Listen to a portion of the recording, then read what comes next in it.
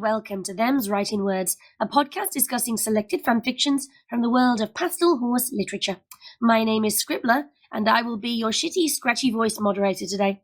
Joining me for this discussion, we have Clever Hooves. And whatever that was, Ilya Leonov. Hello, everyone. Thank you for being the voice of reason there, Ilya. Midori. Hello. And VladiVoices. Hello. That was a very restrained intro from you there, Vladi. Thank you. It's all about balance. If one person's going ape crap, someone else has to balance it out.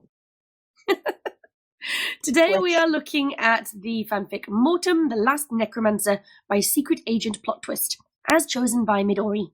The synopsis reads: Almost a year after what seemed to be the concluding battle in Celestia's great crusade against necromancers, something Mortem believes to be borderline discrimination, he discovers one of Celestia's armies setting up camp just outside his stronghold. Not wanting to jump to any conclusions or risk angering the very powerful princess, he concludes a diplomatic solution would be the best way forward, and so he writes a letter. The story was published on 11th of July 2016 and clocks in at 4,795 words. So, as ever, we are going to do the spoiler-free bit to begin with. If this sounds interesting to people, Ilya has actually done a really beautiful reading of it, which I will put a link to in the description, because, some people might read the description. Clever. Some people read it. What are you talking about? Huh? Mm-hmm. What you saying? What you trying to say, Scribbler? You are all going to have to listen to the bloopers to find out what I'm talking about. So we're going to do spoiler-free. I will indicate when the spoilers start. So to begin with, tags. Do we believe they are accurate? Midori, I'm going to start with you since you picked the fic. Well, I certainly believe that Celestia is in this story. Well, the tags are dark, adventure, and comedy. Do you reckon that it fits those three? Oh, those ones specifically. My fault, I should have read them out. I usually do, and I don't know why I didn't this time. I was just messing with you. Remarkably easy to do. I'm very easy to mess with. I do believe that dark and comedy fit this story. Adventure is a bit of a stretch, given that most of the events take place seemingly in one location. So I'm not sure that adventure is fully appropriate, but there is some dark imagery and themes, and it is very comedic. I found it quite hilarious. And Vladdy, what do you reckon? Is dark, adventure, and comedy the accurate tags? Dark and comedy certainly fit. I do agree with Midori that at first thought, adventure doesn't seem right because you're expecting like a grand, like traveling the land sort of thing, but technically the definition of adventure is an unusual and exciting, typically hazardous experience or activity, so technically it fits, but it feels wrong. Ooh. Clever, what do you reckon? I don't think anything about this fic felt wrong. If anything, it felt right. Dark and adventure... Do I need to get the newspaper? He's doing it on purpose, so yes. No. Yep, okay, never. where's the rolled up newspaper? I need to hit Clever in the nose. Give him the 1-2 combo, the newspaper and the spray bottle. Joke's on you. I like it. Anyway, dark comedy. I feel like those should be adjoined because it's not dark in the sense that if I was to read that tag without conjoining comedy to it, are there some instances in it that if we were to take it out of context could be considered dark? Absolutely. But within the context of it, it's dark in the same way that like Army of Darkness is dark. And yes, I realize dark is in the title of that movie, but it's in that same vein. So I almost wish that there was another tag that conjoined those two so that we knew what kind of dark we were talking about. That's all I have to say about that. The rest seems fine. I don't know if there's another tag that would work well. I'm terrible at tags. And Ilya, what do you reckon? Well, I'd call it darkly comedic, for one thing. It's not dark, but it's darkly comedic. As far as the adventure, I think, yeah, maybe a little bit, but the epistolatory nature of the fic pulls you out of the adventure. I'll show you epistolatory. Please don't. And you say you're not lewd as Writin, if not worse. I see nothing lewd about the word epistolatory. Yeah, we'll leave that there. Personally, I reckon that dark and comedy do fit. I am not sure about adventure. I think that's largely to do with the very last letter in the epistolary part of this, but that will still have to wait until spoilers. Midori, can you give us a summary of the story, a spoiler-free version?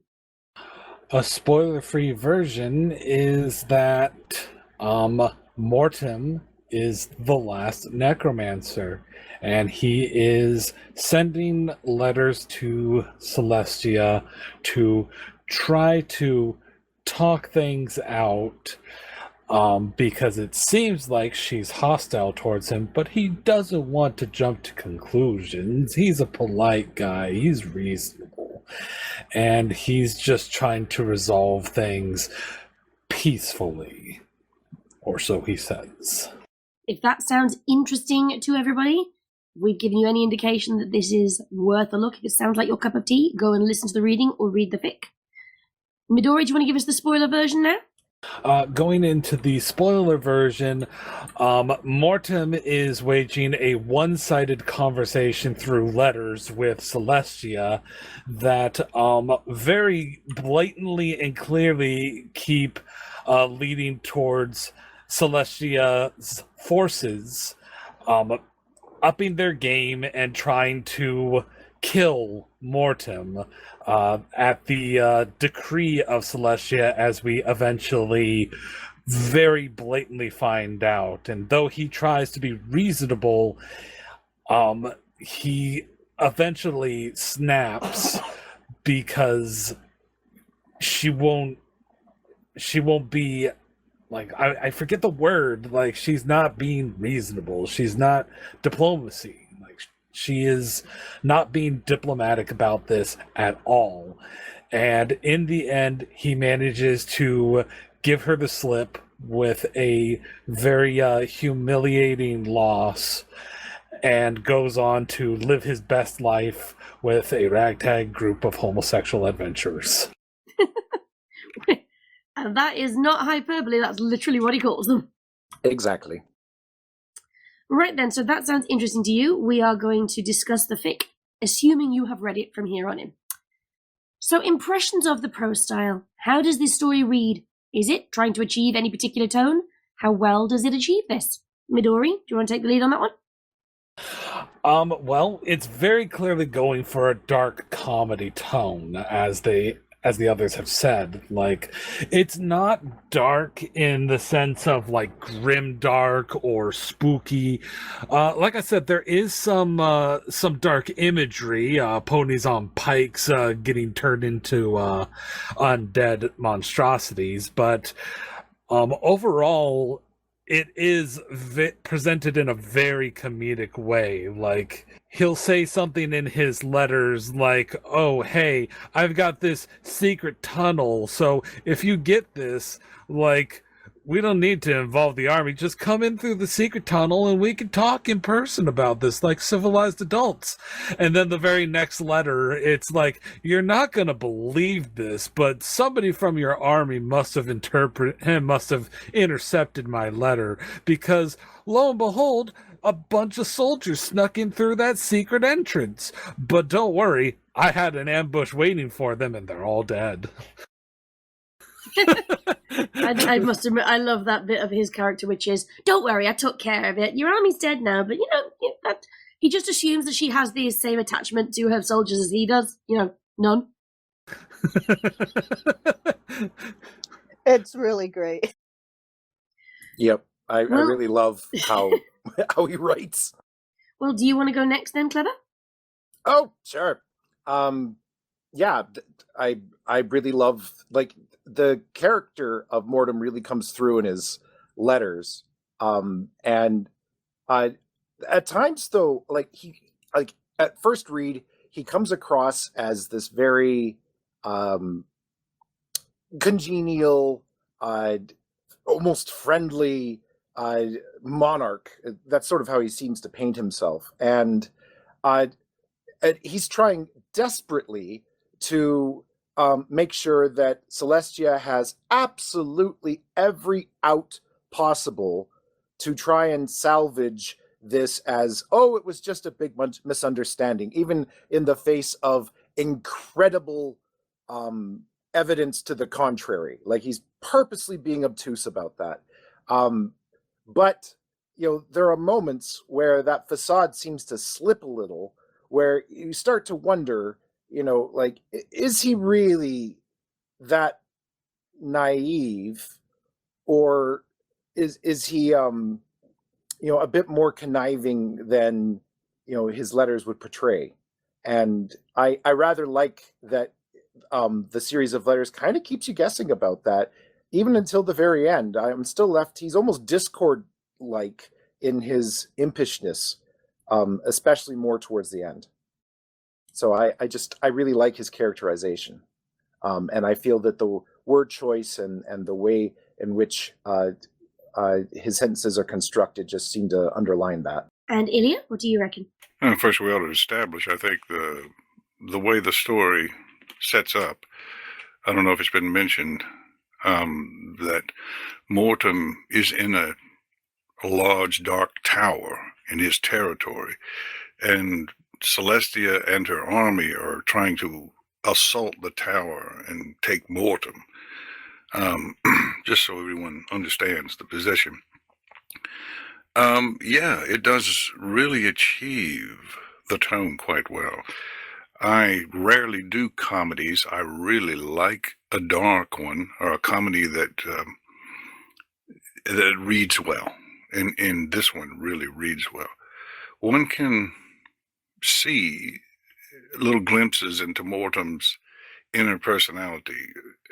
Apparently there are lines in the story which are italicized, which are meant to show what he's actually thinking as he says things to Celestia. And that gives you a sort of a clue as to what's really going on in his mind. I really love the way it's set up. I think it's beautiful. And Vladdy, what do you reckon? I really enjoy it. I really love when it's like a first person, like, written accounts sort of stories. And yeah, like they're saying, the personalities come through even really well. Even for like Celestia and her army, you can see a little bit of their personality just from the written perspective of Mortem. I really enjoy it. It's done really well and very enjoyable. I wanted to add one last little thing that I think maybe goes here, and that is that as it starts out, "Dear Princess Celestia," and obviously that's a callback to the friendship letters that Twilight was given to write. And it's almost like the prompt for writing the story was, what if a villain was given the job of writing friendship letters to Celestia? And if It wasn't that. That's what should have been, because that person nailed this. Or I should say Secret Agent Plot Twist nailed this. That's a good point. Yeah, Indeed. yeah. And the last thing I want to make as a point about the text and so on would probably be the title. Mortem, the Last Necromancer. For those of you who might have been children in the 90s, and those of you who weren't, there was a show, and it was called Denver the Last Dinosaur. And I cannot, for the life of me, every time I hear the title, the theme song to Denver the Last Dinosaur goes through my Necromancer. I'm not the only one. You know, I did it too. It's like, Mortem, the Last Necromancer, he's my friend and a whole lot more. Can we just reflect for a second on how fucking weird that second lyric is? Yes. They were all banging the dinosaur, weren't they? And I'm the lewd one. I am not saying anything that 1,000,001 cartoon YouTube channels have not already said. Uh-huh. Mm-hmm. Uh-huh. Mm-hmm. And apparently I'm the child who has no idea what we're talking about. I put the I'm link the in other the child. Discord server. The So links that to you guys, yeah. I put it in the Discord server. You can listen to it if you'd like. That show, Oh, do the I song dare. is the best bit. Literally, you can stop watching past the theme song. Yeah, that theme song will haunt you for the rest of your life, but don't watch the show. It's not worth it. It really didn't hold up well. Yeah, there's a reason why they only made like 13 episodes, I think. Was that it? I don't I know. think so. It was it was only one season, if I recall. That I believe. Yeah. Yeah. There's definitely anime out there that should have gotten more time than Denver did. Yeah. I honestly have never watched it. I only heard the theme song when I became an adult. I never heard of it before then. And it's just so happy and upbeat. It seems to fit this fic. I don't know why. It does. Okay. Characterization. Given that there are technically no canon characters in the story, what are our opinions of Mortem himself as a fanon creation? I know Celestia is there. We'll deal with her in a second. But Mortem is the star of the show in this. And I'm going to start with Vladdy. Oh no.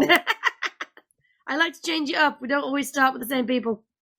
I'm just imagining Vladdy was in the middle of eating a bunch of fries and they just slowly fall out of her mouth, just oh. All of you better be ready when these points come up, because I ain't taking no prisoners. No prisoners here, not in our dungeon. I really like his character.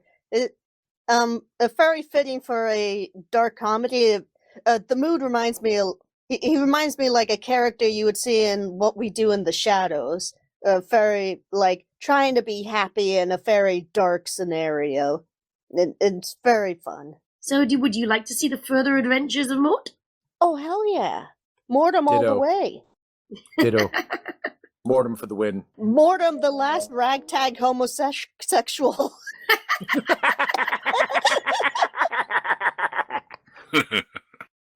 Ilya, what do you reckon then? Well, as Clever said earlier, I think he has a lot in common with Discord. Is that same kind of snarky personality. Fits really well, actually, because he's lived a long time. He's seen a lot of horrible things. I'm sure Discord has as well, and not to mention being imprisoned in stone for 1,000 years. But he comes off really well. It fits right in my opinion. I don't know that Celestia does, but he does. And Midori, what do you reckon? Mort's characterization, especially from you because you picked this story. So clearly he appealed to you. Yes, I quite enjoy Mortem as a character. I find him very entertaining. His disjointment from, humanity. Humanity. Oh, the humanity! His disjointment from this mortal coil, just humanity, for lack of a better word. And he recognizes that he is disjointed from his humanity. He doesn't have the same moral qualms as others. He minded his own business, and yet, like, just being what he is, life came for him, and he's contemplating existence, and he ends up becoming a bit of a gremlin towards the end. And I think that when he finds his group of adventurers to be a part of, he actually does, like, grow as a character. Like, it makes me think of a D&D character. Like, I'm going to ask you what a gremlin is, because I hear the term, I see sometimes pictures that make me think I know what it is, but what do you mean? when I say gremlin, I mean somebody that's just like a little bit of mischief. Like they like to get into trouble. Like they're a clever little thing that likes to sass and fuck with people. Okay. Clever. You're a gremlin. What? Never. Today you are. Yep, there's that gremlin giggle. Yep. Sounds like a mogwai. Exactly. Like a little trouble, like a little trouble making mogwai. Probably Vladdy can do the best impression of a mogwai. There we go. And clever is what happens if you feed a mogwai after midnight. I don't know if I can particularly do a good mogwai, but I can do a really happy voice like this. Hi, Stitch. I can also go. Oh my god. But fucking hell, what have I unleashed? So... anyway. And we have devolved. Anyways, I can imagine Mortem's story as the backstory for like a necromancer character in D&D, and the ragtag group of homosexuals that he ends up with as his adventuring party that he grows as a character for being with and alongside and using his powers to help. So the fact that he actually does go through character development in by way of like just you see it over the course of his like letters, especially at the end, I think that he's a great character, especially for a short little story like this. Ilya, what do you reckon? Well, I love redemption, and there's a certain amount of it here.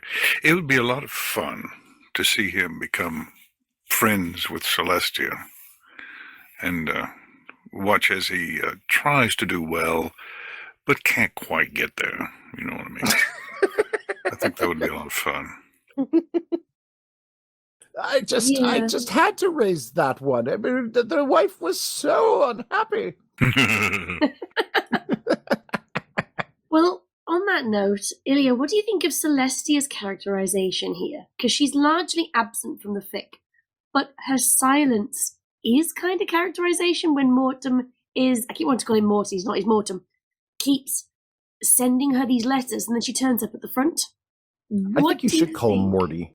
What do you think of her characterization? Oh, gee, Celestia. You're the biggest Celestia fan here. Yeah, I think you've hit upon it exactly. She would have answered the letters. And I don't know how, but it's a lot of fun that she didn't. I mean, that sets up the story wonderfully and allows Mortem to be the character he is. But I think she would have answered the letters. Agree. Do you think she would have tried to wipe out all these necromancers? It's a little extreme. Yeah. I think this plays into a question I asked in the doc number 13. I agree with that too. Yeah. I mean, we can move that up for now if you want. So, Clever, do you want to deal with that one? Sure. I'm going to read out your point first. So, originally I thought there was a pre-main 6 until the line about the ragtag homosexuals. Anyone else think that? Well, I guess first, did anyone else think this was pre-main 6 before that line? No, I thought it wasn't just because they mentioned like the Equestrian army and wiping out everybody, how she was trying to make a necromancer-free Equestria. I was going to say they had Luna class battering rams. I don't know if they'd use that term. True. Also, I can kind of see why you might think this is pre-main 6, because where the fuck is Luna? We know that she's the heavy hitter in canon. She is the violent one. She Right? doesn't appear. And on top of it, like, when has Celestia ever mobilized the whole army for anything? Like, send in the elements of harmony. And, Redeem that shit. Redeem that shit with rainbows. Like, it doesn't, like... Fire the rainbow laser! That's right. Yeah. Like, that's why it really came across that how Celestia was dealing with the situation really seemed to fit a Celestia that would have, like, turned Discord to stone, shot her sister to the moon, not a Celestia that, like, we see during the show, which is why I thought initially that this would make complete sense, in an Equestrian period before the main six. Now, granted, other people brought up that, that ragtag group of homos may just not be the main six. Could be a different group of homos that I don't the think rest... Mortem is one from... of He says he's Celestia's 10,000 things. years old. Yeah, she just Yeah. collects... She's just like a really LGBTQ-friendly Right. princess. That's right. But also might be that Mortem says he's been alive for thousands of years. Maybe he just doesn't really see people as he sees them all as interchangeable. If you don't have to procreate properly, you just have to raise the dead and you've got friends and things. How far does it matter about straight versus queer? I mean, I don't think he really cares.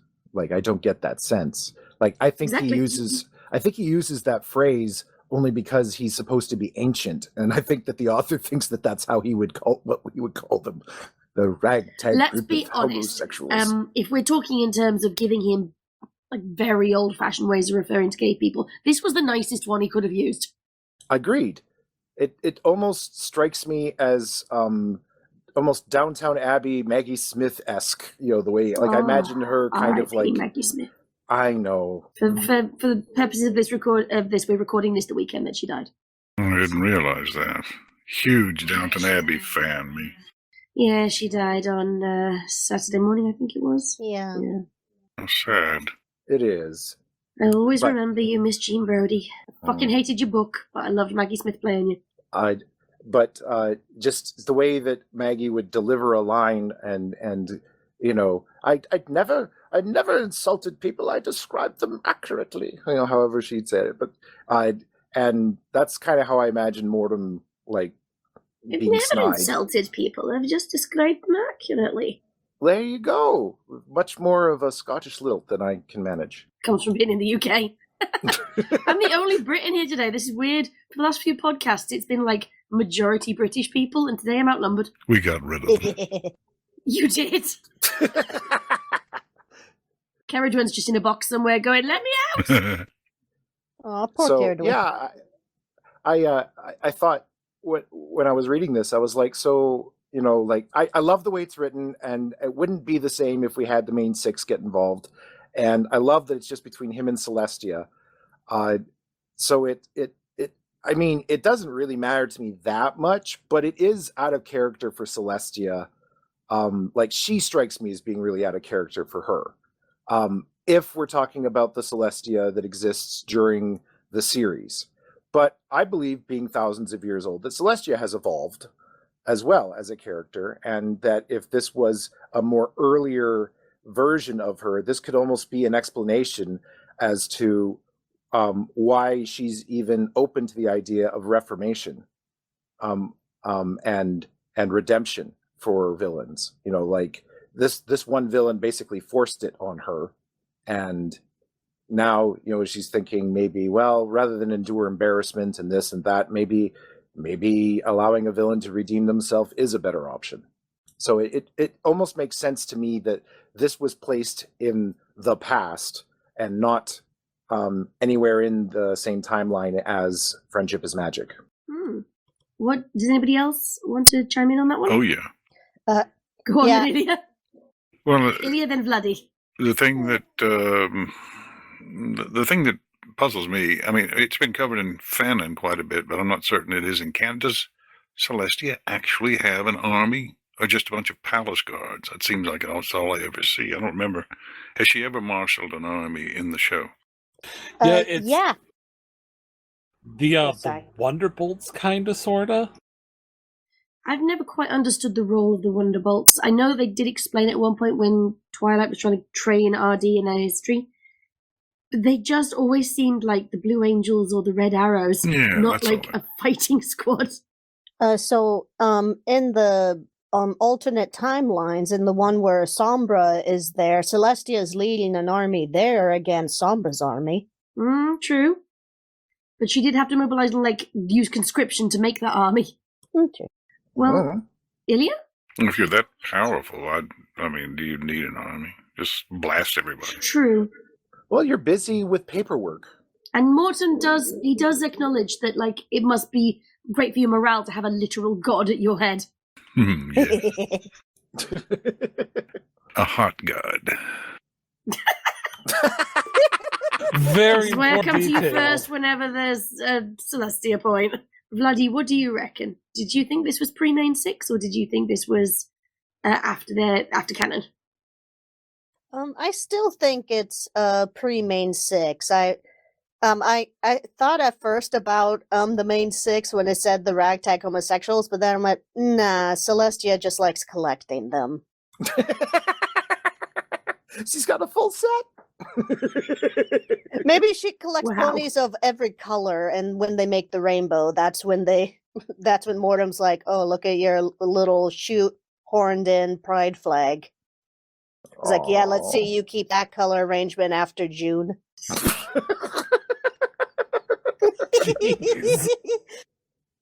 Like some corporate Tell us thing. how you really feel. Just tell us how you really feel.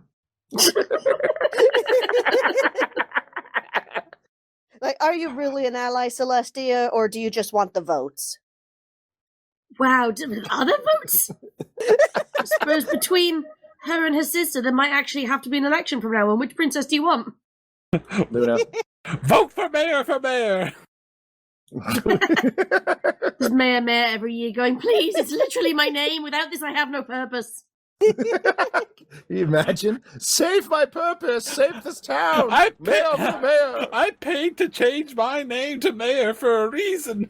Cutie marks just spring up all the time! Right. I'm interested to know other people's thoughts on this, not just wreck the dog. How far is this a dark fic? Because when we started, I said we'd get to this. How far do you reckon it is a dark fic? Well, clever first this time. Exactly 100 meters. I knew I shouldn't have started with you. Okay, moving on to somebody else. We just finished that he's a gremlin. Well, how far is it a dark fic? Well, as I believe I mentioned before, it's a dark fic in the same vein as like Army of Darkness, Evil Dead 2. There are moments of like horror in essence, as you hear about ponies on pikes and them decayed away and ponies being tortured and whatnot. But it's all in context, very, very tongue in cheek and very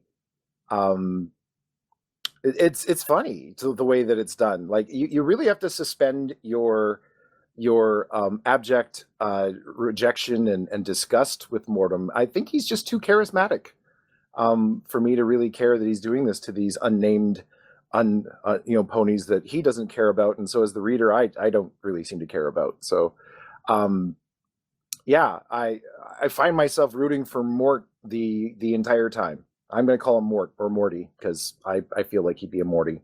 Gosh, Rick! Yeah. And Midori, what do you reckon? How far is this a dark fic?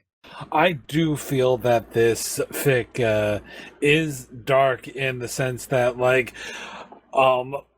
there is some dark imagery of, like, describing, like, him, like, even just an allusion to mutilating a corpse it's dark.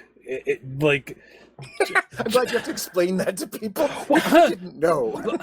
Look, when they put zombies and stuff in, like, children's cartoons, like, you gotta understand, I think that kids and everybody are just desensitized to it. It's like, look on your screen right now. I don't care how toony that is. That is a corpse. Its eyes hanging out of its head. It has its lower That's jaw. just slapstick right there. Its lower jaw is missing. Like, that is a corpse. I think that everybody is just a little bit desensitized to what dark means. And this actually goes so far as to like describe like, oh, there are corpses that are killing people. Like, yeah, it's dark. I just had a random thought. It's intrusive and I have to share it. Imagine the parrot sketch from Monty Python, but with Mort playing the role as the shopkeeper. That has nothing to do with what we're talking about. It's the dead parrot. Yes. Oh. Yes. It's an ex-parrot. He's just sleeping. I mean, that certainly makes this extra dark. I don't know, dead animals just tend to do that rather than dead ponies in this human pony world. I'm going to move on now. Vladdy, what do you think? Yeah, just dark and like a comedy sense. It never really gets too serious, and it is all in third person accounts. But yeah, if you're always like scared of the dark and need a nightlight, then maybe save this for midday. But otherwise, if you're used to reading, listening to Scribbler stuff, then yeah, it's a comedy. And Ilya, what do you reckon? How far is this a dark fic? Couple of points here. Comedy and horror have always gone hand in hand. I mean, especially vampires. They go back forever. You know, you can get Count Chocula, for God's sake, you know. So people are able to sort of compartmentalize that in their heads, I think, fine enough so that it's not really a scary thing if it's funny enough. But the other thing that would answer the question for me is, you know, 2 years later, after he has his band of ragtag homosexuals, His own. yes, To be clear. has he killed them? I think he referred to them as undead once. No, I think the point No, was he that he'd doesn't. learned empathy, and that was the first time he hadn't ever killed and resurrected someone for companionship. He He said that? found that he likes them better as alive He said with their that? own Mhm. personalities. Yeah. Yeah. Oh, I didn't remember that. Okay. Yeah, and he even says something along the lines of that yes, I also found myself doing a lot to keep my companions from dying.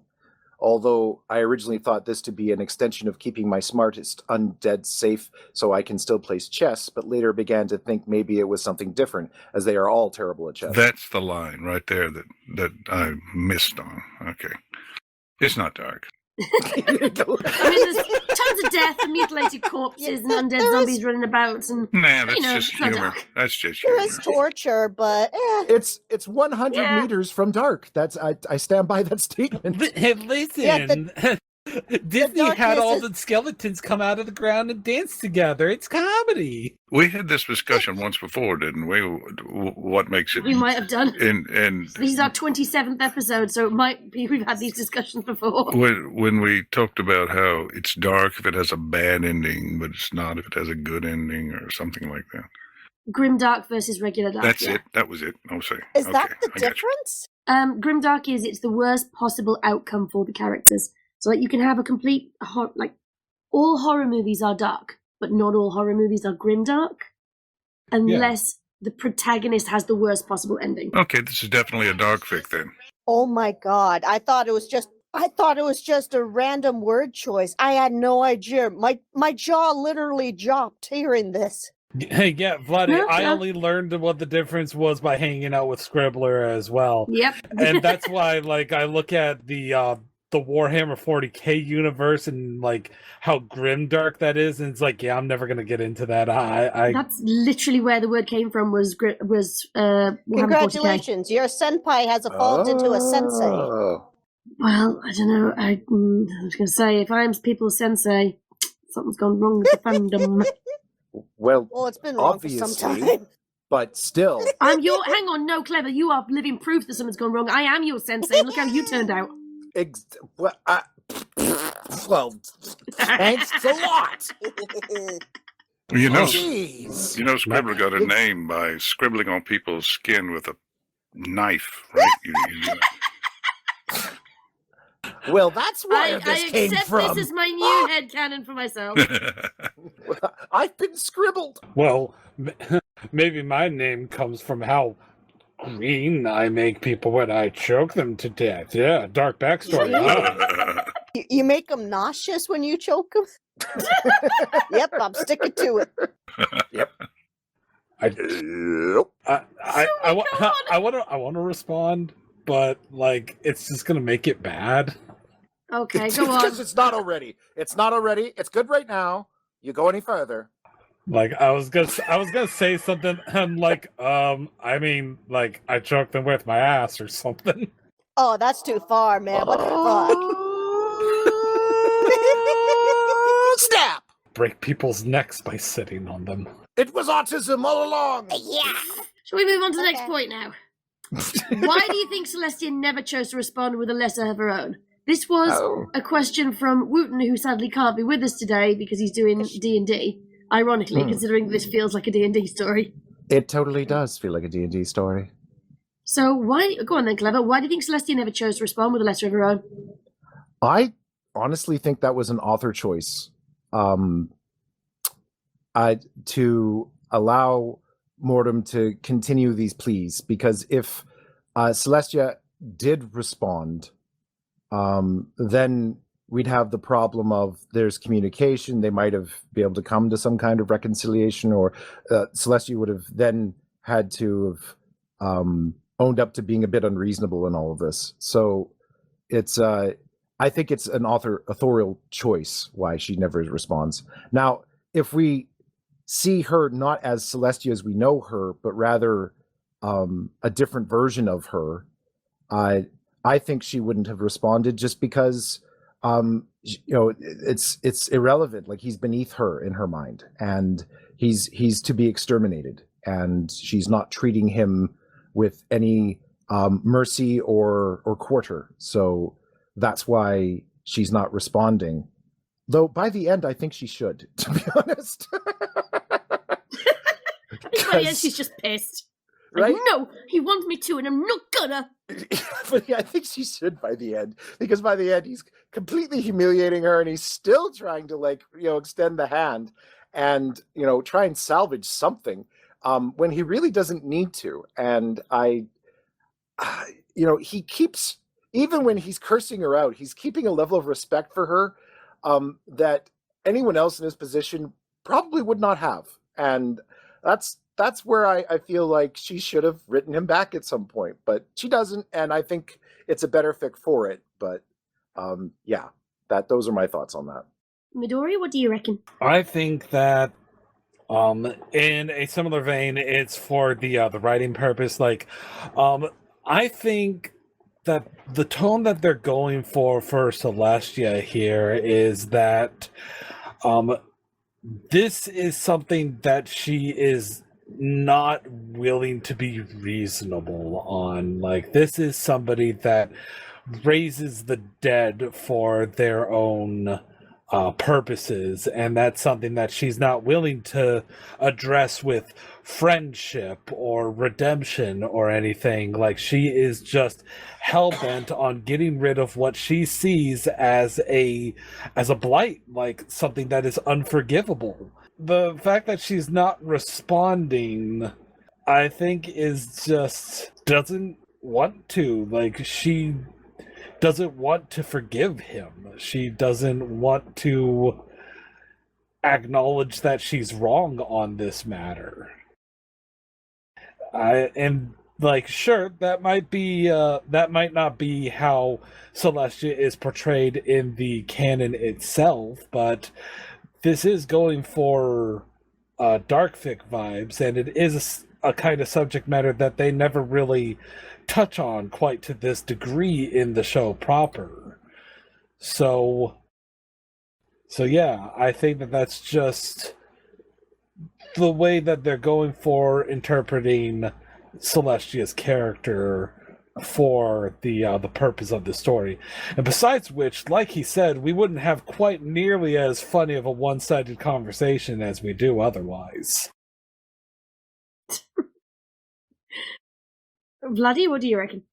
Probably from her Well, since this is the last necromancer, she's obviously had to deal with a bunch of other necromancers and probably has already thinks she knows everything about them, about like their manipulative tactics or their heartlessness and such, and so is unwilling to even consider the thought that any of them will be any different from the others. You know what? That is a very good point. Like, it is very clear from his letters how disjointed he is from his humanity, and that he recognizes that, and the fact that he so comedically kills her forces, like he kills them without remorse. I think that just kind of justifies her in her own head. Yeah.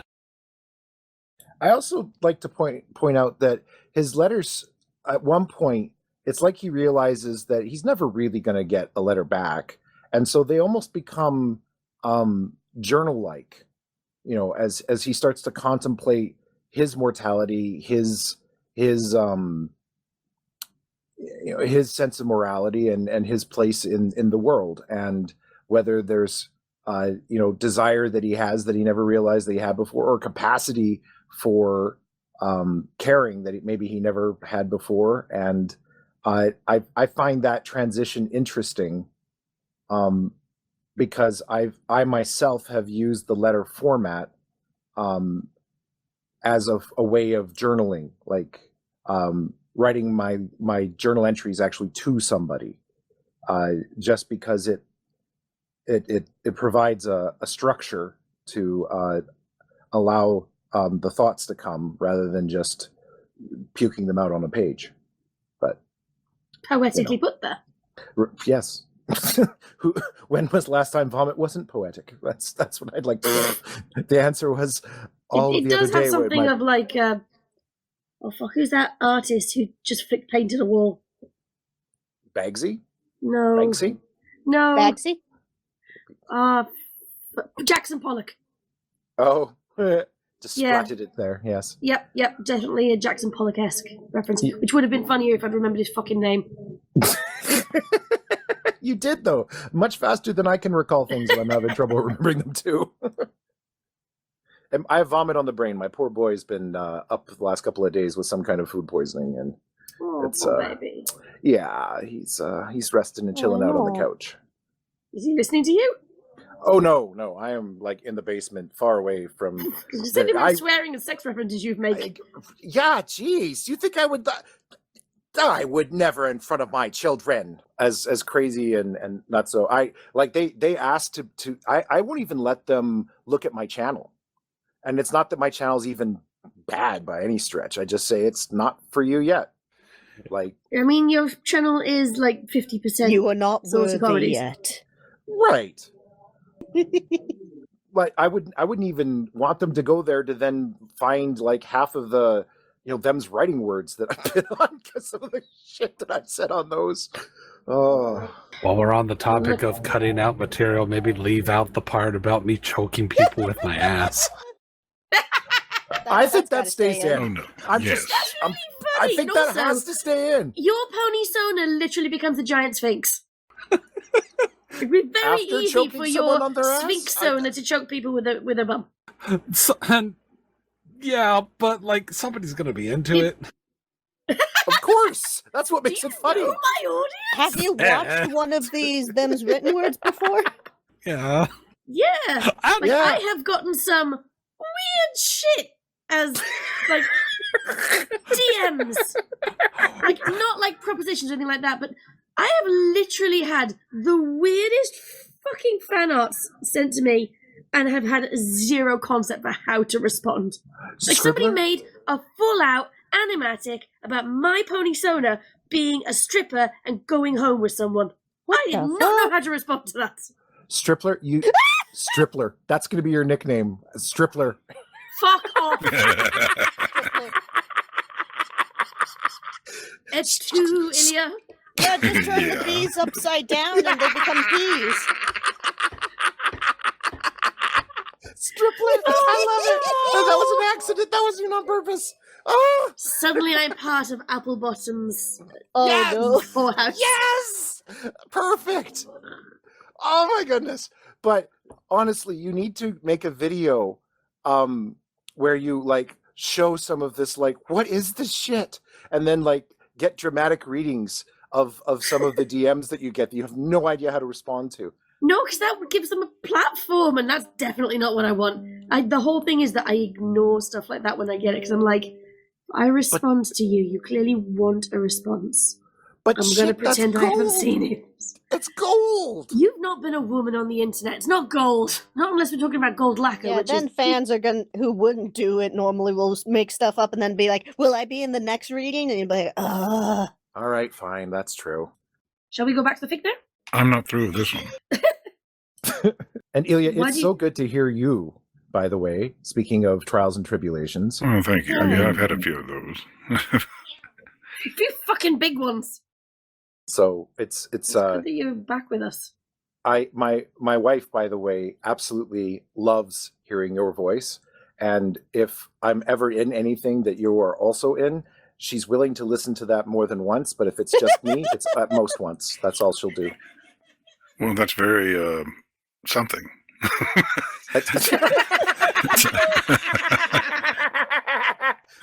Don't worry, Ilya. I'm not saying we need a threesome. I'm just saying that she's a big fan. I appreciate it. I really do. Okay, this is the part where I have to ask, do you want me to clip that out?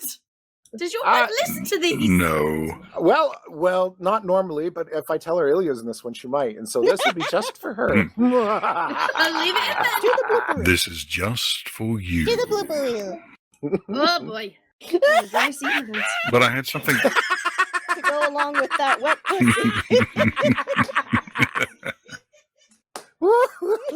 See, I'm not the lewd one here. Let's be honest, you've made way more lewd jokes than I have this session. Although Vladdy's beating us all right now.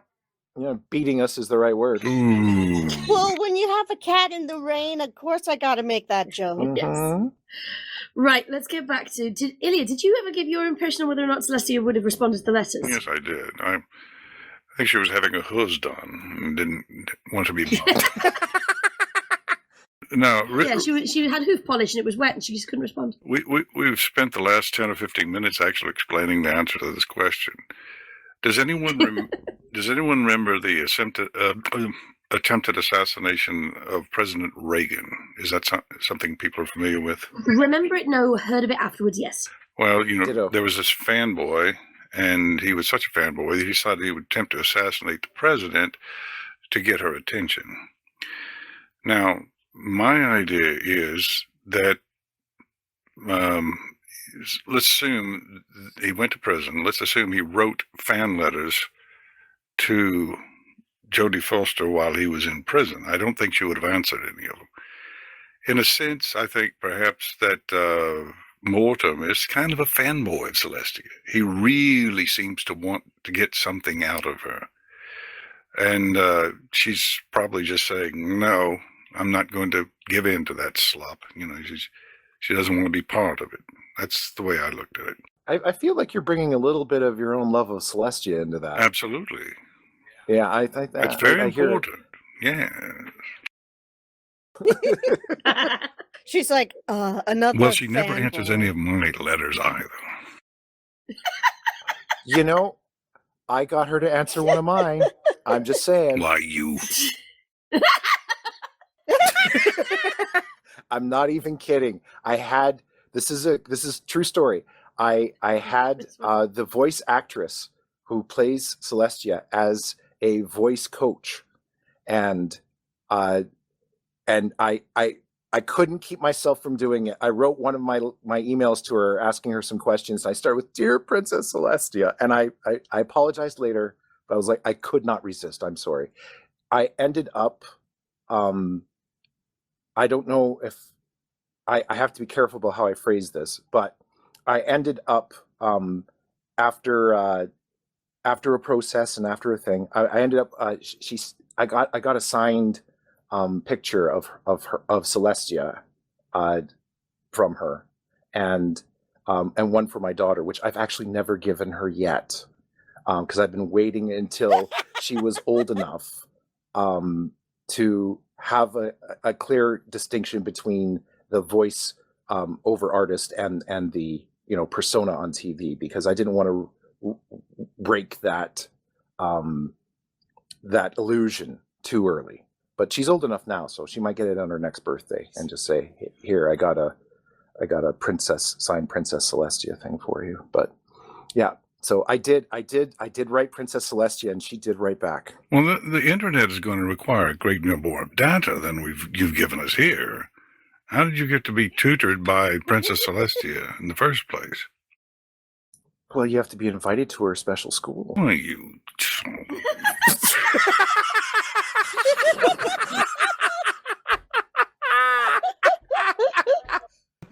I want to be careful because I want to respect the artist's privacy, because there could be 1,000,001 fanboys that would end up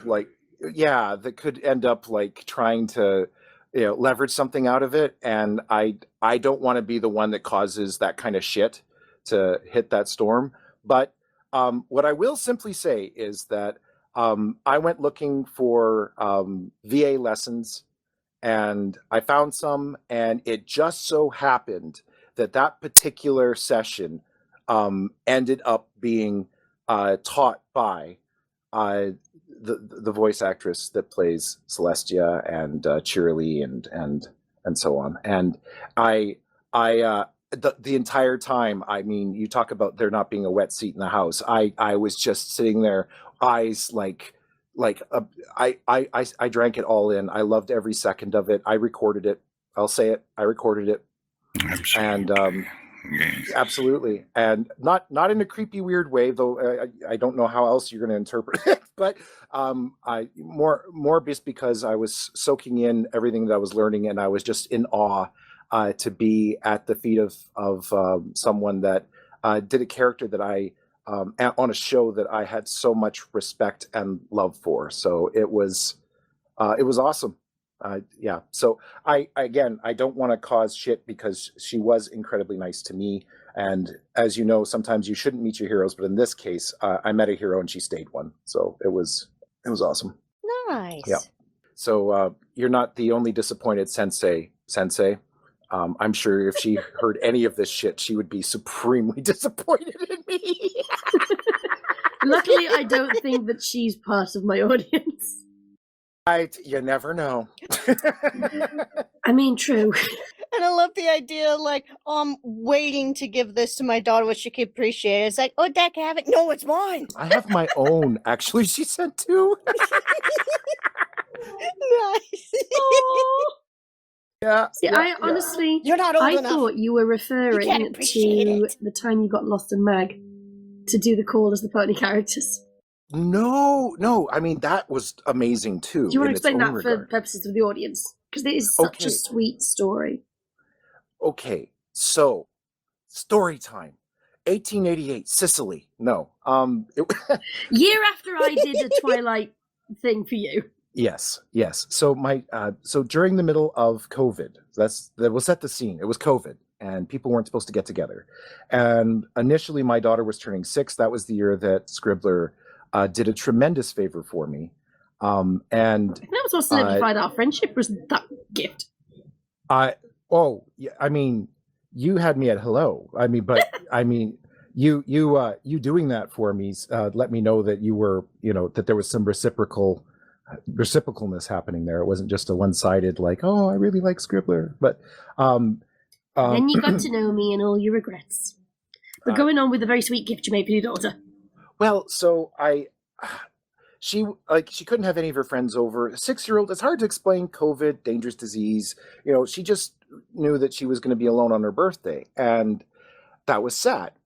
She loved My Little Pony. She's the reason I got into My Little Pony.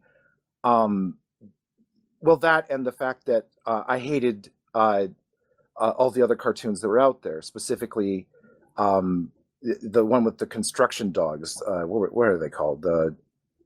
I blocked out their name. It's so bad. Anyway, Diamond Dogs. No, not from My Little Pony. They're a separate series.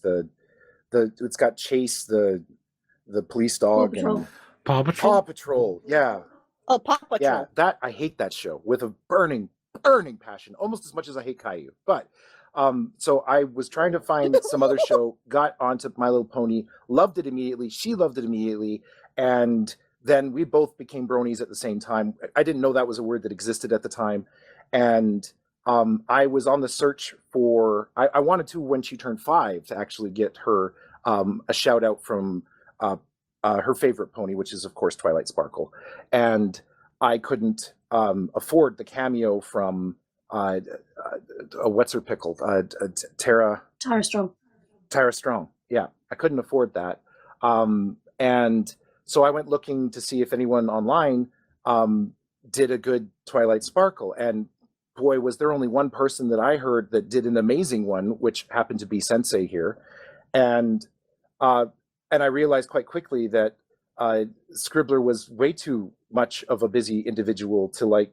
take some rando from the internet and do something like that for their daughter.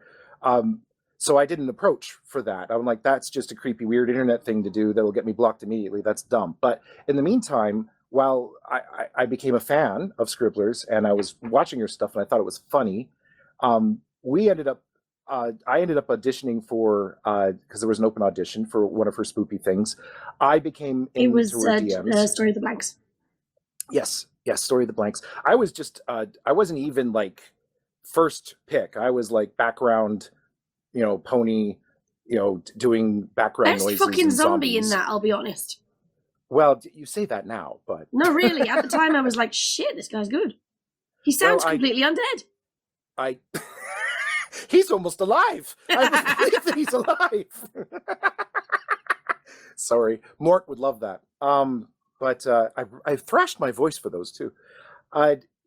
So we ended up talking, became fast friends, and then I was like, this wasn't why I came here, but it's a great grand coincidence. This all worked out. Would you be willing to just, in Twilight Sparkle, like say hello to my daughter on her 6th birthday, because it was still COVID and we were still having similar issues. And she was like, well, absolutely, just write me a script. And so she did, and it was amazing. I mean, she didn't just play Twilight Sparkle, she was Twilight Sparkle. And then she didn't have to, but she edited it with sound effects and background music, and it was just a gift for a little girl. It was polished so much that I now realized that it would come out of place being played off my phone. It wouldn't make any sense. Like, how on earth did I get this? So that I had to create a whole thing to go with it. I created a scroll. I even created my own seal that matched the one in the show. He'd aged the paper and tied it with ribbon. I saw it in the box. It was so cute. Oh my goodness. And then I edited together a bunch of clips from the show to go with the letter so that it looked like it was all kind of made together, and put it on a memory stick, and then put it on a Rainbow Dash memory stick. No. It was a Twilight Sparkle memory stick. I managed to get a hold of one of them and gave her one of those picture frames that you can show videos on if you want. And so that all went in a box, and it just showed up on her birthday. And we opened the door, and she opened the box, and she watched it. And it was very tense for me because I'd spent probably the better part of 3 or 4 months getting this all put together. And she watched it, and there was nothing. There was nothing. She was just glued to the TV. It was very intense, but I couldn't read her at all. And then as soon as it was done, her mom and I looked at her and were like, did you like that? Because we couldn't tell. And she started bawling, just full out tears and crying. And we were like, oh goodness, did we break her? We didn't. This wasn't quite the reaction we were going for, but then it turns out these were happy tears, and she was just overwhelmed with emotion. And I never got any of the damn hugs. That was all Mom. Mom got all the hugs. But Mom didn't do any of the damn work. Oh, poor Clipper. No, Mom didn't get any of the none of it. She didn't do anything, but she got all the love after that. And then the next year, of course, she has the strong memory of Twilight Sparkle, for her birthday, sending her stuff. And so I had told Meg and Lost about this, and they wanted in. And I I said, okay, well, what do you want to do? She said, well, we could do a live call with her. And I was like, are you sure? Like, you want to do? Because I mean, in my head at that point, I'm just a baby VA, and I'm thinking about how difficult it would be to be in character for a call like that, to not only be that character, but also come up with like things that character would say, like on the spot. So, and those two did it. They were Applejack, Pinkie Pie, Rainbow Dash. I mean, Apple Bloom showed up. Like all these ponies kept showing up, and my daughter was just beside herself. And the few people that we had over, because we had a couple people at that point in a cohort that we would do things with, you know, they looked at me like, how are you doing this? I'm like, is it like AI? And I'm like, at that time, yeah, AI can't do that. You can't do that with AI. I was like, let's just say I happen to be that friendship is magic. That's literally what I said. I was like, friendship is magic. Nice. And That's awesome. it was. And after that, she kept asking when she could talk to the ponies again.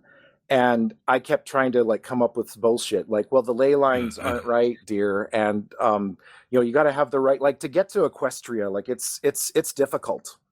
And so, I mean, I really tried to keep that that magic and that illusion for as long as possible, because I wanted that to remain like a magical memory for her. So I didn't want to give her this thing from a voice actress of Celestia and then try to explain what that's all about until she was older. And she's more than old enough now. I bet she on her appreciates the effort you went to make her COVID birthdays. Nice. Well, I mean, that's also one of the reasons why I don't want her listening to these podcasts, because I've told that story once or twice before, and it's like, I don't, you know, I didn't do it for, you know, like personal acclaim from her. Like, I just wanted her to have a good birthday. Because you're a good dad. But, well, thank you. But you know, now that she's getting older, there's a part of me that's like, I just, you know, because now she's getting all sassy and like, you know, Dad, you were 5 minutes late. Ugh. It's like, you have no idea, kid. You have no idea what I have done for you. And there's almost a part of me that's like, maybe you should know. Like, maybe you should have a little more gratitude, kid. You know what? Guess what? Ponies are real. Do you know how difficult that was to create that illusion? Do you know how many weeks that I did to try and make you believe in magic?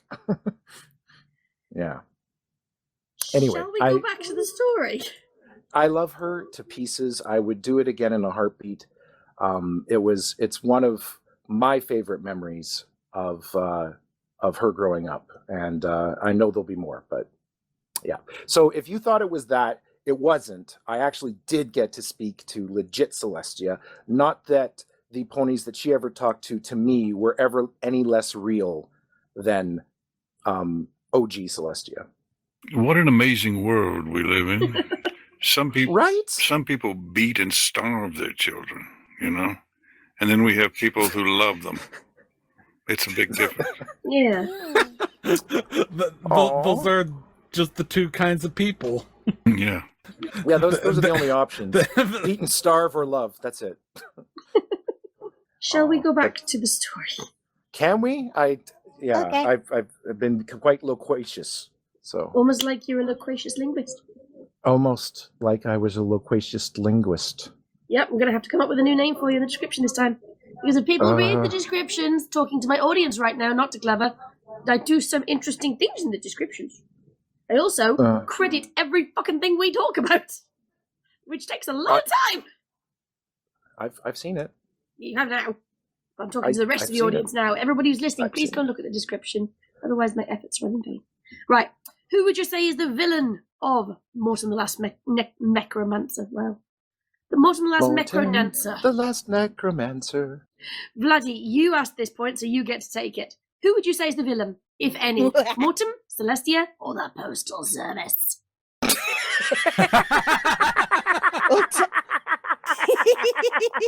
It was the Postal Service all along. Because, you know, maybe Celestia did try writing them back and it was intercepted. You Or know. just lost. Maybe she forgot to stamp. But anyway, How much the stamp has got I her actually fucking text say- on it? She just kissed it, and that's all it needed. Just like a selfie. That'll do it. Stick that on. Like, I'm Princess Celestia, bitch. Send my letter. Postal Service like, nah, you need a stamp. It's like, but I'm the princess. Nah, You stamp. can't fight bureaucracy, ma'am. That's the true enemy, yes. Okay. Bureaucracy, the true enemy. So, yeah, who do you reckon's the villain there, Vladdy? If you had to pick between three, who would you pick? Honestly, I would say Celestia, because as much as she's trying to protect people and stuff, she really didn't. He is still technically one of her civilians, her ponies, and she didn't even give him a chance to speak for himself or anything. Just assumed and didn't.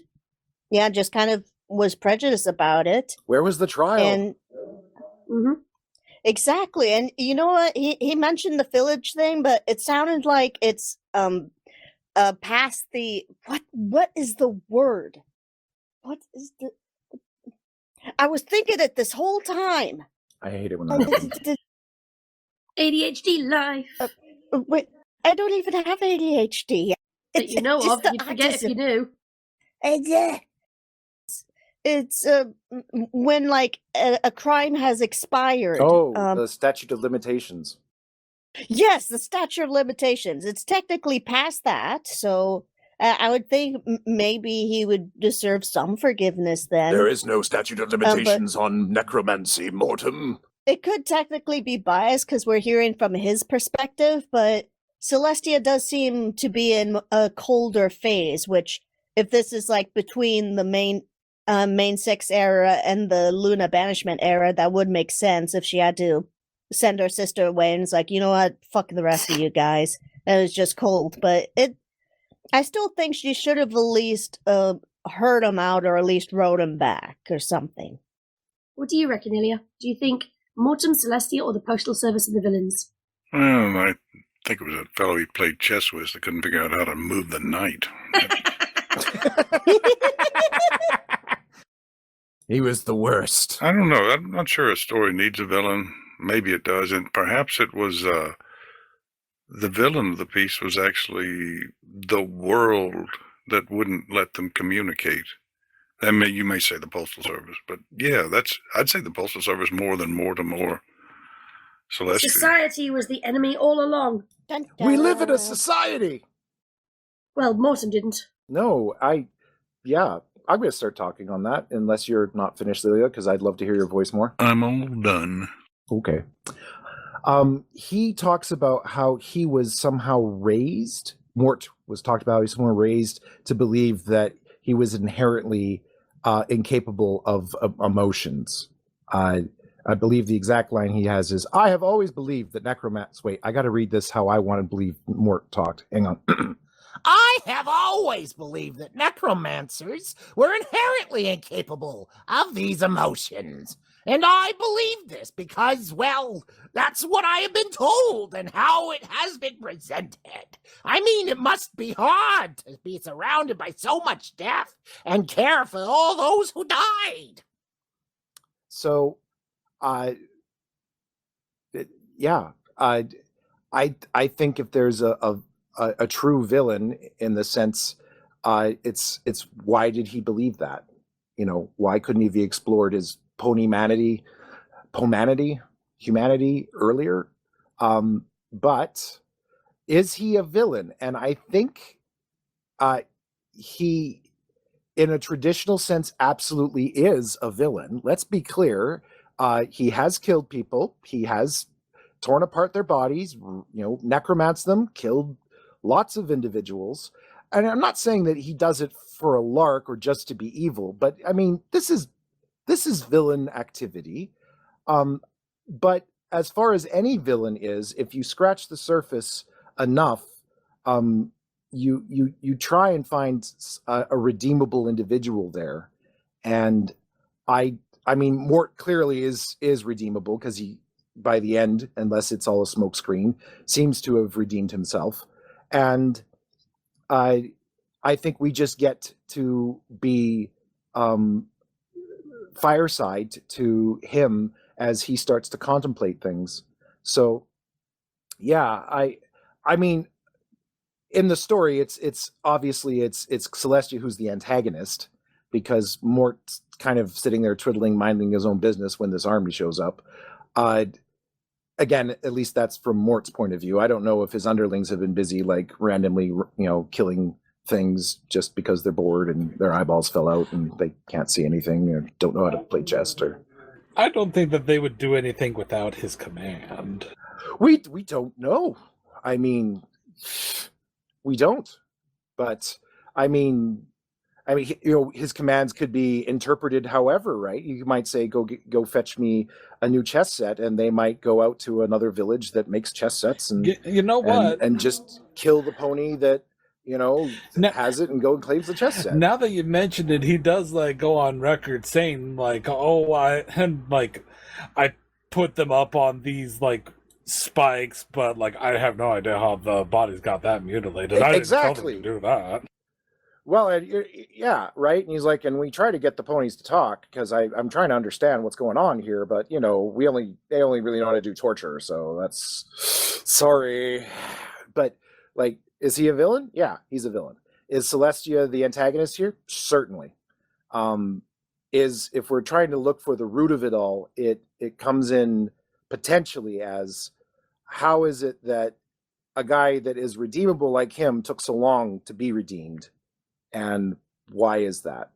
And that's a much more intellectual conversation than I think the author ever thought anyone was ever going to have about this fic, potentially. Though there is a moment when he's reflecting on it that makes me think that maybe the author was thinking exactly about that. Dexter syndrome, I'd call it. Yeah, I really love how everyone had picked a different answer on that. It really is a good question. I was going to say, sign of a good question. Pat myself on back. You should. God, I sound like an egotistical bastard. I'll shut up. up. No. It's okay to be an egotistical bastard. It's quite okay. You're in good company. Well, in my opinion, I actually have to agree with Clever's point that Mortem is a villain, but he's not the villain of the story. He did some bad things, and he tried to go somewhere remote to mind his own business away from society, but trouble came and found him, and he tried to address it in a reasonable manner, but the fact that Celestia refuses to listen to his reasoning, refuses to give redemption a chance in this case, she is very clearly the antagonist, the villain of the story in question, and so is the Postal Service. To add to that, I think actually a common thought between both Celestia and Mortem is that neither of them thought of giving Mortem the chance to redeem himself until when he read and related to the one character and decided to try things over and experiment with emotions. So for a while, both of them were guilty of just assuming he's a villain and that's all he could be. Showing the power of story. Yeah. Now there's some words. I went lisp there. Yep. I'm back. Were you away? Hiya. I did. I left Midori in charge. Nobody pays any attention to the side there. I went back. It's BRB. Midori's in charge. I'm back. Midori. BRB. Ah, yes, I see it now. Yes, I went because Stellan came downstairs and immediately vomited on the carpet. There's that vomit again. Yeah, he has a very special tummy. Aw, poor kitty. Oh, I gotta ask you guys later, off record, if you've heard this hairball song. That was funny. Why does that have to be off record? I guess not. Just because it was unrelated to the story. Right, we ever do that. Yeah, you're right. That should be off That's record. true. We never go off topic. I'm trying to compensate for you, so I'm trying to be a little more on track. It hurts my soul, but I'm trying. Shots fired. Right, Quick, so while no one's at the wheel. Midori is away, so she can't answer who would you say the villain is, and everybody else has. We can either wait for Midori or we can go on to the next point. What do you reckon? Do you have an opinion, Scribbler? Yeah. Over who the villain is? I think that Mortem is the antagonist to Celestia, and Celestia is the antagonist to Mortem. But there's no true villain. I think that Celestia is doing what she thinks is right for her ponies, but also kind of fucking racist, because my next point is, are necromancers actually ponies? Because the way that Mortem talks about them, they sound like an entire separate species. Which means Celestia might have done a genocide. In which case she's very much the villain. Yeah, good point. But are genocides necessary if they're irredeemable? I don't know, I think an entire race of creatures should probably not be wiped out because of prejudice. Mortem's clearly not like all the others, hence he could be redeemed at the end. Wouldn't have known that from how she never ever responded to his letters. Wow. That's what I was saying. Wow, somebody should really tell that to Vavakung in his changeling story. Well, Midori, go on. We were I was waiting going for to you. say, Midori's back. We were waiting for you to have your opinion on who would you say the villain of the story is. I went through Midori that. said You weren't here. No, they weren't here. Like, they said back, and I went over it then. Like, I did go over it. ADHD. So we'll go on to my point then. I've just made my little stand there. Midori, you can have first go at this then. Are necromancers an entire separate race or a career choice for ponies? Because if the former, is Celestia engaging in willful genocide? I took your comedy fic and I made it serious. Dun, dun. I mean, there can be serious tones in comedy. It was autism the whole time. Stop making that joke. Oh my god. Midori, But it are was the necromancers autism. separate or are they ponies with a career choice? I think that the creator themselves intended on the necromancer to be a pony. Like, I don't think that they ever say if they are like pony-like or not, but it is just kind of assumed, interpreted in that manner. But if you wanted to interpret it as necromancers being a race, which, given the stuff that we've seen from My Little Pony, be it in the show or the comics, could entirely be a thing. Frigging shapeshifters and changelings are both entire races, separate from each other at that. So I can see necromancer being a race in their universe, and the ideal of her trying to wipe them out being really scuffed. But as I said, I think that what they're going for is that he is a pony. I mean, why else would the ragtag group of homosexuals that we keep gleefully referring back to be so welcoming to him? I vote that we just change the name of this chat to the ragtag bunch of homosexuals. Yes. That could be an interesting title. Well, Vladdy, what do you reckon? Are necromancers separate or are they ponies? I would say they're ponies that practice a different culture. Because it sounds like from a young age, they're already molded to think a certain way and act a certain way and raised to become necromancers and potentially liches. So I would say it's a cultural thing rather than a race thing. You want to explain what a lich is? Because I had to have this explained to me by Writin in the chat. Because it was not a Lich, term I was please. familiar. Yeah, there we go. Also, because I wanted to open up for that joke I knew you wanted to make. So go on, Vladdy, what's a lich? I think basically it's a necromancer who's become undead themselves, but can like keep coming back to life as long as like a certain item is intact, at least from the description that was shared earlier. Basically, I think you have to die and be undead in order to become a lich. Actually, there's somebody that I follow called Pointy Hat that actually has a series called Witch Lich. And You know, I'm going to listen to a guy called Pony Hat. Keep going. Pointy Hat. That's what I meant to say. Sorry.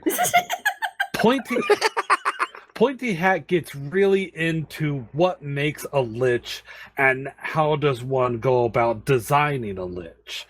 Now, a lich is somebody that willingly and deliberately becomes a immortal undead entity. They are somebody that did it on purpose, and in order to stay a lich, like to stay immortal, to keep staying alive in their undeath, they have to keep killing people. They have to make a sacrifice of some form. Maybe it isn't specifically killing people, but they have to do something in order to stay alive that keeps them immortal. And he goes into a lot of different interpretations of how this can be attained by different classes in Dungeons and Dragons. For example, a bard might become a lich that maintains their immortality by getting their magnum opus, the song that they establish to become a lich, in people's heads, and as long as somebody knows that song, they can come back to life if they are killed. And only unless you can erase the song from everybody's memories, that lich remains immortal, as an example. So that begs the question, why didn't Mortem become a lich? It is an interesting question because Bloody, I can see you tapping after Midori's done, alright? Oh, sorry. I didn't mean to make noise. Yeah, I heard that tapping going on. It's alright, no, it's funny. It's like you were so frantic, like, I know this one. Oh, teacher, pick me, I'm ever so smart. You were full out like Martin off The Simpsons. Oh, teacher, pick me, I'm ever so smart. That was very good. Okay, Midori then, Bloody.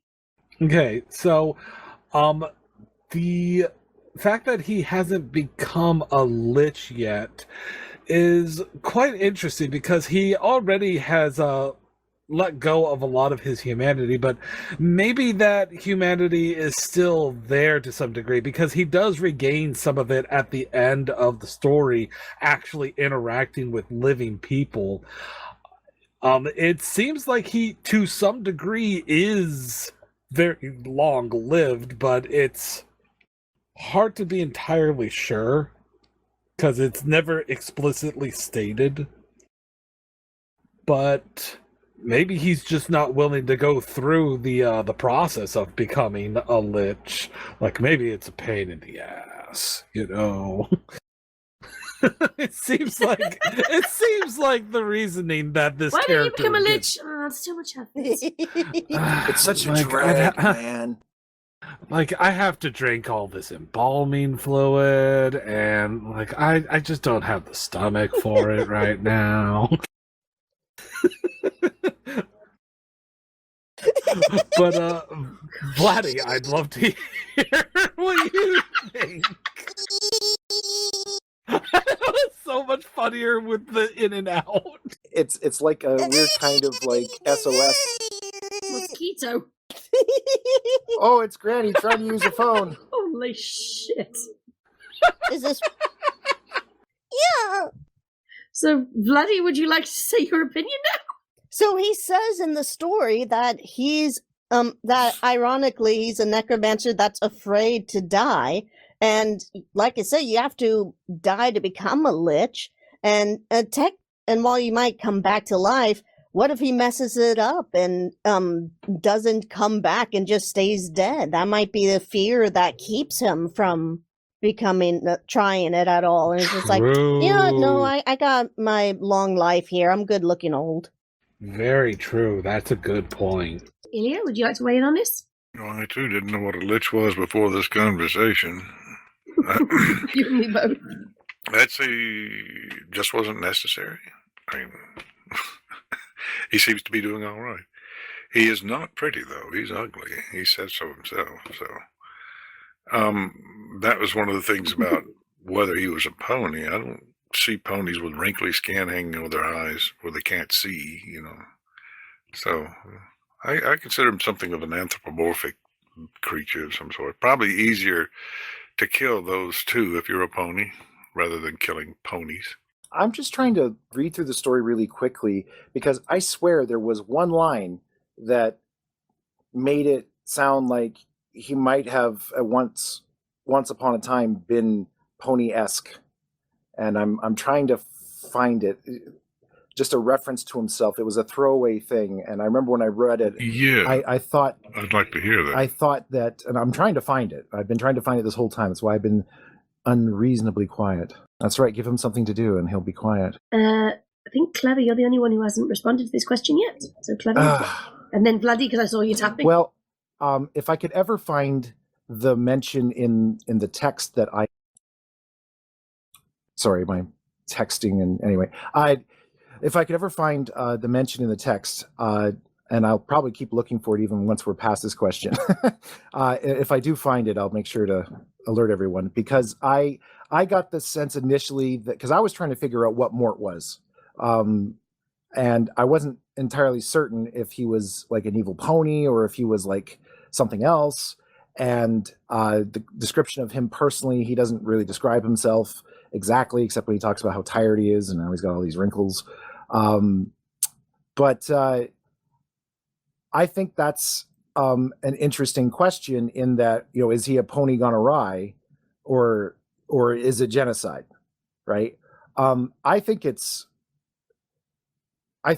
even if he's, because we describe genocide even if we're describing people who are human, but they are of a different heritage and culture, right? So if we were to, like the Beothuk indigenous people in Canada were completely wiped out, and we refer to it as a genocide. So it's not because they were a different species, but that it was a different culture. And I would agree that to answer the question of, you know, is this genocide? I guess technically it is, because at the very least it's a culture that people seem to be raised up in, and at the same time, I mean, this is going to sound like you know, normally you can just be confident in saying genocide bad, but I think if there's an entire culture whose whole job is to be evil, I think wiping that out is not necessarily inherently a bad idea. Like you of course, you know, propaganda will spin it as it will, right? But well, Mortem has proven that there are exceptions to every rule. And he ends up being an exception to the rule, and good for him. I just don't know that Celestia is necessarily being villainous in this. We'll call it a crusade, because it is very much like crusades that we have historically. And my comment earlier about how this almost sounds like the Middle East maybe is apt, in the sense that he's feeling very picked upon because of who he is, and circumstances that were beyond his control. And he's been minding his own business, and yet here you are looking for a fight, kind of thing. And it's in the description that Vladdy was having, or no, sorry, it wasn't Vladdy, it was Midori. In the description that Midori was describing about their, you know, just being two sides that were completely obtuse to each other and would not compromise. It sounded like a conflict in the Middle East. You know, that you've got these two histories, these two rationales that and from each of their points of view, you've got individuals who would argue that the other is the aggressor or the other is the villain, right? So it, I mean, not to get too topical or bring the real world into it, but it just very much sounded like that. And also the fruitlessness of the battle too almost reminds me of that despite all of the death and carnage, nothing was resolved because no one was talking to each other. So there seems some apt comparison there. Though I do like the redemption of Morty. And yeah, I don't know. Whether I don't know anything about liches. The first thing I learned about liches was today reading in our Discord and then hearing the descriptions today. I don't know if he's truly a lich or not. He considers himself a necromancer like his other necromancers, but they just wouldn't respond to his letters, which I think is hilarious. That even his his own, I guess, wouldn't really acknowledge him either. And that must be incredibly frustrating for him. That he finally thought, well, maybe this person, because they're nothing like those other people, maybe they'll actually give me the time of day. And nope, they won't give him the time of day either. So it's sad when I say it like that, but in context, it comes across pretty funny. And there are other parallels too to modern problems. I mean, I think one of the ways we could see Celestia as a villainess is that she sent a lot of ponies to die gruesomely over her little crusade that eventually didn't amount to anything. It's almost like, Putin conscripting people and sending them to war in Ukraine and having them just killed for seemingly no reason. It's the same sort of thing. Celestia just sent these ponies in and they died and nothing ever came of it. Yeah, and technically, Mortem says he hadn't attacked anyone in like a decade or so, and so technically, and Celestia just keeps throwing more and more ponies at him, and he's defending himself. So that kind of shows a little more of Celestia being a bit cold. That her pursuit in checking off that last box, as he put it, was more important than so many of her soldiers' lives, and it took her so long to come herself, and it sounds like she never even tries entering herself, and just only in the final battle does she lead it. So she really did just kind of she kind of valued the lives of her army less than Mortem, who would try to be diplomatic. And she's got them to spare. I legit thought for a second that Ilya, you were going to say something along the lines of, yeah, but we forgive her because she's got a nice ass. That's right. That's why they go in. She leads the way, and her army's just like anything for that booty. True. Yeah, she leads and they follow. And once again, I'm the lewd one. Absolutely. I don't know, but when Ilya does it, it's classy. Oh, right. Because he's got the golden. When we That's do an it, it's insult. not. Right. The rest of us gremlins get scolded. Well, I mean, it's true, but You'd be offended if it wasn't true. Yeah. We are none of us on Ilya's level, I'm afraid. I'm not worthy. Okay. Shall we move on to the next point? If Ilya allows. That was my fucking podcast. We're moving on to the next You're the point. one that Not just said you weren't. anymore. That's right. No, you said you're not worthy. Hang on, is this a coup? Are we having some kind of fucking rebellion here? The author did not always give Mortem a title. Ilya, this is your point. Do you want to elaborate? Well, it seems kind of nitpicky now that we've made all these grand comparisons to the world and all, but yeah, I mean, there are things about the story that make me go, what? And when I'm ever taken out of a story, I always wonder about that. Most of the time, he's given some sort of descriptor like, when he signs his letters, Mortem, the unbeatable one, or something. But there are like a couple of them there where it just says Mortem, which kind of bothered me for some reason. I don't know if it's important. I mean, the first time that he does it, it's for a very brief letter. It's the one where it's like, Dear Princess Celestia, I've noticed that you've shown up finally, you brought a sizable army as well, and you've set up camp with the other army. Please write back to me once you get this. Yours sincerely, Mortem. Like, I think that one, when it happened that time, it was like, oh shit, she's here. Hey, I'm right here. Like, have all silliness off the table. Like, seriously, I want to talk. Can we talk? Yeah. I think actually, looking back at those two letters, I think it's because he's dispensed with heirs, and those are the two most genuine letters up to that point.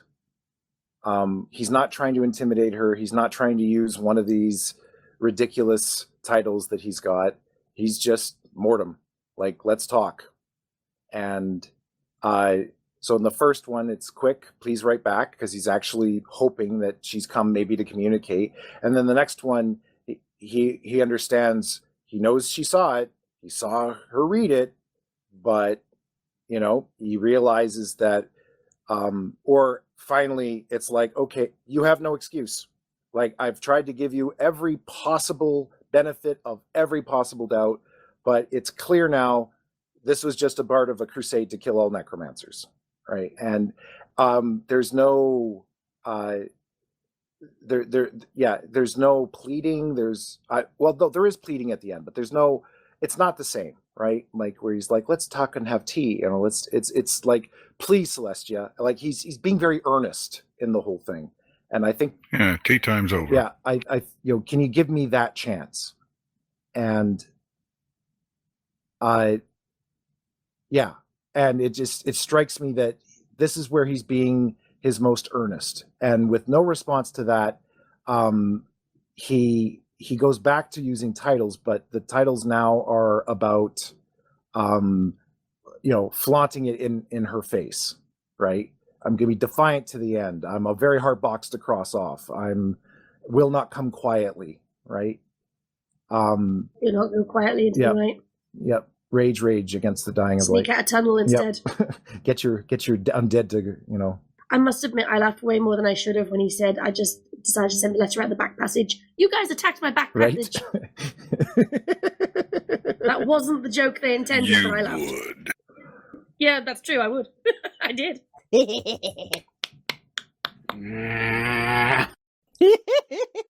I don't start them, but I I great many finish things them. I can't finish. I start them, but I can't finish them.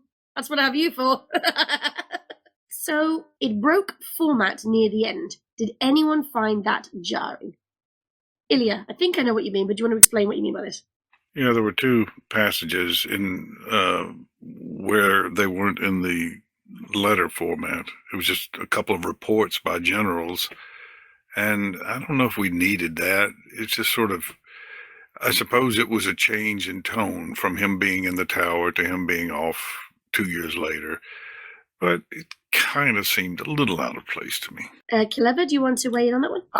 I think what the author wanted to do was the author wanted to describe what happened without Mortem describing what happened there. Because I think if Mortem wrote the letter at that point, it would be extremely smug. And I think he's trying to show that at that point that it maybe wasn't a neener so much as he actually did go through some character development. And by this information coming the way that it did, we still get, Princess Celestia being ticked off, and we find out kind of what happened without Mortem having to, because I struggle to think of what Mortem would say in describing that, or if he would bother. So I agree. It does. It is a very change of course, which I guess does make you wonder, like, is this a list of letters? Is this like all in a file? Was it what format are these all collected in? But I didn't think too hard about all that. I thought it was funny that she was once again bamboozled and thwarted, and I was like, yay, Mort, because I was afraid that he might actually get captured until I read that. Captured was not really the word. He was going to get fucking murdered. Whatever was going to happen to him. I felt he was not going to escape his fate, whatever it would be. Yeah. Midori, what do you think about the breaking of the format at the end there? I actually don't mind it personally.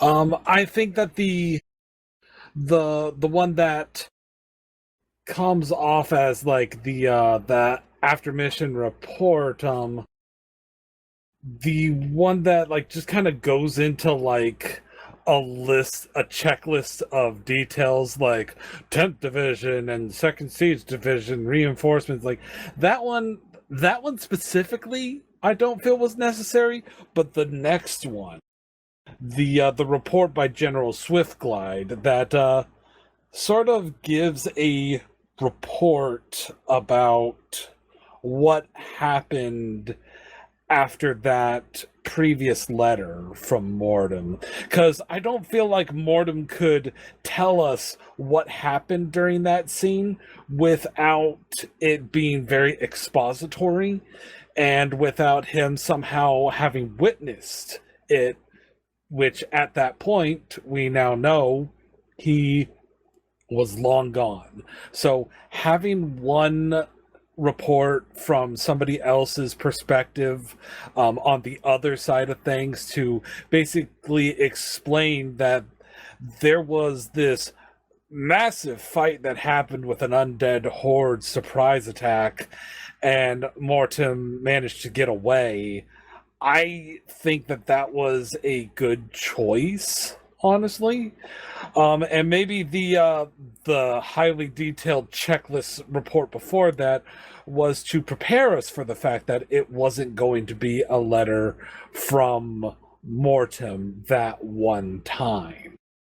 But if we had just jumped to Mortem being like, hey, hello again, like, been meaning to send you this for a while, always something coming up, like, it would have been a little bit more confusing there, I feel like.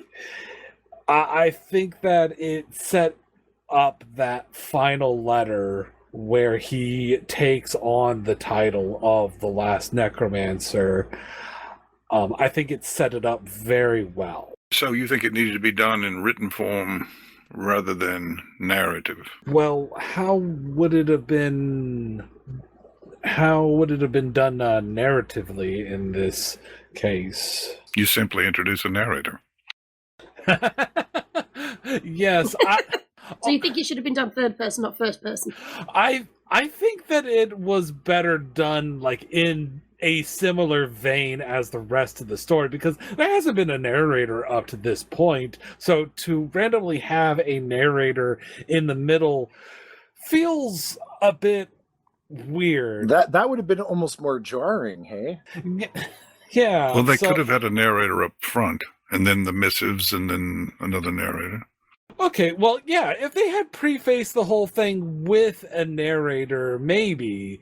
But I think that it's a little bit better without a narrator in between, like, bits like that. I think that it's a little bit more fun having it, like, continue the on-paper format that they're going for with this interpretation.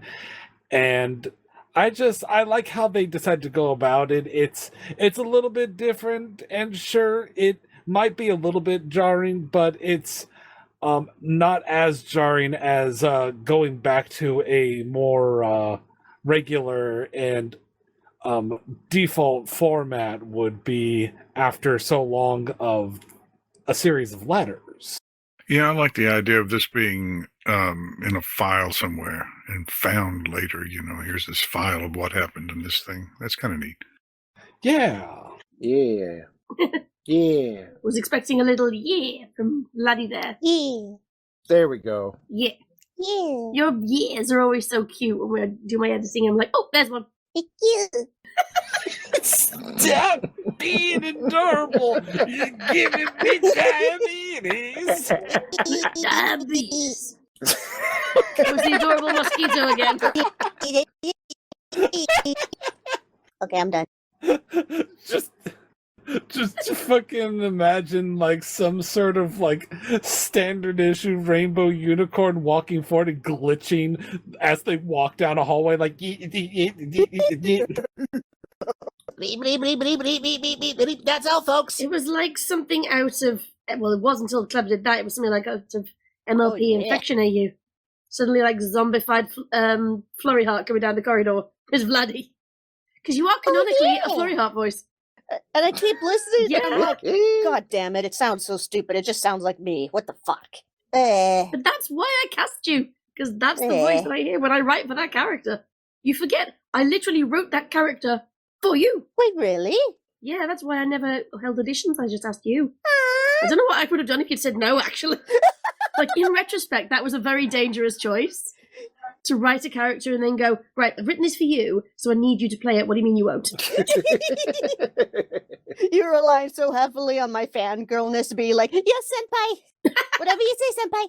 Notice me. I kind of hope that you just like the fact that she gets shipped with lots of... You and Starry trying to out-cute each other in all the romance scenes. You better not make that noise in the kiss scene, though. That would just be fucking weird. Celestia, I love you. Oh my god, I need to write that line in now of Luster just going, stop it. Okay, that's going in the script. Sorry, that's going to happen now. My IQ. Yeah. I think my IQ. You could keep Peregrine for that, actually, because you said, oh, it's a baby fatty, and that's when I go, you.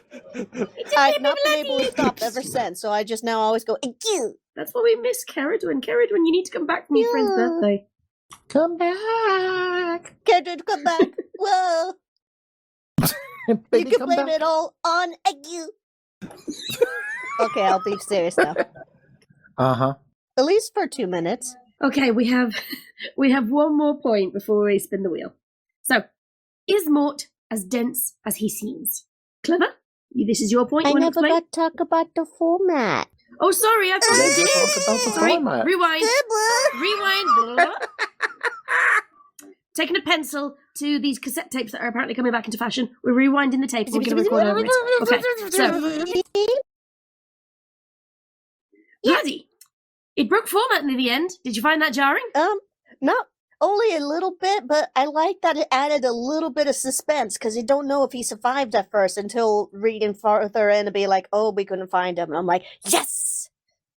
And also, it kind of implies that the story is from Celestia's perspective, considering that she's getting the letters and would be getting the reports. Just saying. Bum, bum, bum. Plot twist. It was Celestia the whole time. She was the ragtag You heard- homosexual the whole time. You heard her, ladies and gentlemen. Twist your plots. Oh, plot I think twisted. Illy would be quite light if Celestia was at the head of the army just twisting our plot. What? Okay, rewriting the story. It's time to do that, you know. Like, you know, There we was have one to. lone alicorn who flew in out of nowhere Yeah. and went, I shall take care of this for you, Celestia. Just turn around for me, please, first. Okay, I'm rewriting the story here. The princess of simp. Celestia's got a huge crush on Mortem. She's had one. These are love letters that she's had under her pillow ever since this incident occurred. Of course, she had to try to kill him to keep people from finding out. Oh, my side hurts. Oh. Well, better suck it up and put a pain patch on that because it's your point next. Clever. Suck it up. Is Mort as dense as he seems? Yeah, that was the question. I wanted to know what other people thought. I mean, when you read it, at first it's like, you know, there are people attacking me. Boy, you know, Celestia, that's just, you should really keep a handle on, you know, there might be a rising faction, Celestia. Yeah, and you know, and then he like announces that he's gonna like leave certain things open or whatever, and then he's like shocked when, you know, things happen. So if you read it literally without like thinking that he's got any you know, any kind of anything beyond charm, you know, working for him, and a very strong magical defense, it could seem like he's this very dense individual. Like, why are these people attacking? Oh, it must be a rogue faction. It couldn't be you, Celestia, which kind of feeds into Ilya's idea that Mort is just a huge Celestia fanboy. And he couldn't possibly think that Celestia was, ever like actually ordering this to happen, despite the fact that later he references how she like personally struggled against 2 other necromancers, and almost apparently didn't quite make it. So I don't know. I was just wondering if it struck anyone else. Does Mort is Mort as dense as he seems? I think the answer is no, but like, did anyone else, like when they were reading it initially, kind of feel like, boy, this guy's dense?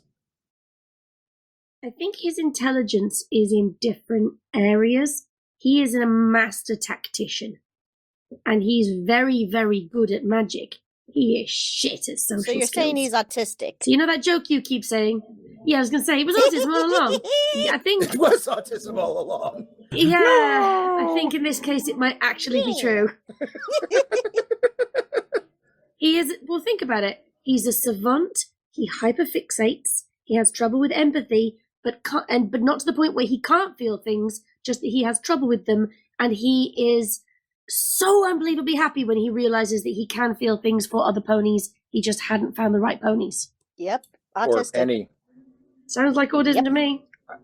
I mean, so you think that Celestia was picking on someone who is potentially classified as mentally handicapped or disabled? Well, I think she's either done genocide or an ableism, so I think Celestia's not coming across particularly well in this story. That's not going to be good for the voting. I will say that there is quite a big scope of badness between those two. Neither are great. I'm going to go out on a limb and say just genocide is, a little bit worse. Is it, maybe everyone's an asshole here. They're all assholes here. Except for the ragtag group of homosexuals. Exactly. As far as we can tell, they were not assholes. Yeah. They were just stallion stuffers at the end.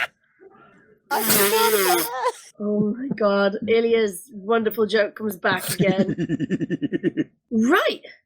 Does anybody have anything to add to this one? I think he was like optimistic that maybe he could get out of this or and such. I think there is a little bit of intelligence there when he's like, you know what, I'm gonna tell the archers to stay back and let you write back and be like, oh, sorry, I forgot to tell them to stop shooting, so sorry about your Pegasi soldiers. But luckily I have an entire air force now, so that worked I think out. there was a little cleverness there. So but up to that point where that stuff started happening, like when you first read it, I'm just curious if anyone else was like, God, is this guy dense? No? Just a Never tiny for a bit. moment? No, I just saw Socially it inept, as him that's all. poking the bear, Yeah. Just poke the bear. I literally just thought he was socially inept, that was all. Well, but that would be, boy, he's a little dense. To me, that's what a No, I socially think- inept person I don't- is. They're not. I don't equate Okay, you don't equivocate. I them. don't equate social intelligence with regular intelligence. I think they're two very different things. I think a person can be incredibly socially intelligent and thick as shit. Because I've met such lovely people in the world who could not tell you thing one about who's in charge, anything about politics, they don't know maths, they couldn't tell you any author or anything like that. Some of them are barely functionally literate, loveliest people ever, would absolutely have my back in a crisis because their social intelligence was off the scale. Conversely, I've met some people who are incredibly intelligent in a traditional sense who are utter cunts. Well, perhaps it's my own self-loathing over the years that I've often thought of myself as dense because I don't often pick up on certain cues. And we now know why. It was autism all along, but... It's true, yeah. That diagnosis has really given you a new lease on life, hasn't it? It's really opened my eyes to a lot of things and explained so much about things that I just assumed. Like I just don't get hints. That was like the first thing I told ladies that I would date. Like on the rare occasion that I could get a date, I would be like, just so you know, like you have to like tell me stuff. I don't get hints. Like that. Just if you hint at something, I will 100% never get it. Like, and if I do, it's by accident. Like it's not. I have no ability with that. And I said, and it might seem like sometimes I can read your mind because I can be very empathetic, but I truly lack that ability. I cannot. you. That's just being a man. I think I got 2 more handfuls of it than some other people did. Because I can count. Well, I can relay some experiences. That's not what this podcast is about, but I can relay some experiences where it's like, how did you, and after like talking about it, I'm face palming, like even as I tell the story, like, how did you not realize what was going on? And the answer was, it was autism all along. That was the answer. To be fair, as a female, I also struggle to get hints, and that is also the autism's fault. Yeah, but and I think what makes it difficult for other people as well is that I don't know if I want to call it high masking or what, but I seem to come across like I would understand, subtlety like that. And that I'm capable. I mean, I don't know what other people think, honestly, but I think that's part of the issue is that when people meet me, they don't automatically, like, it's not super obvious that I have these struggles. And I used to say I just had really bad foot and mouth disease because I did. Like I would say things and not realize the impact of what I was saying on the situation, and realized later, like, oh yeah, that could totally be interpreted that way, and that is so not the way I meant to. Oh boy, and I don't know how many times I felt awful replaying things that I'd said and realizing that I had totally like screwed up. And now again, in light of a diagnosis, it's like, oh, that's why I kept struggling with that, but like could understand calculus. Like, Whereas mine was more, why the fuck can't I get numbers? Oh, I've got dyscalculia in the mix as well. That's fun. Yeah. Right. If we are all finished with that last point, we're doing final thoughts and then on to spinning the wheel. So I hope everybody has got their fix picked. I just have a trigger finger. The trigger figure. I have a trigger figure too.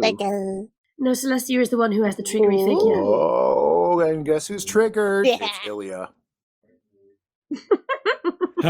Yeah, it's Ilya. Everybody pointed Ilya. Midori hiding on Celestia, flushes behind her, subtly kicking the like body pillow under the desk. It's Ilya, totally. I'll have you know my Dakimura has a Renamon on it. I would have thought it had a Goombasa on it. That's the other one. One day. One day we shall all be Dakimuras. Oh no. Right, final thoughts. So, gonna start with Clever and we'll end with Midori because it's your fic pick. Final thoughts of this story then. Clever? Well, it's hilarious. I like it. I don't know. I don't know what kind of stick in the mud you'd have to be to not enjoy reading this. It's well written, it's well conceived, and I read it. Go check it out. It doesn't take that long to read, and it's thoroughly enjoyable to the end.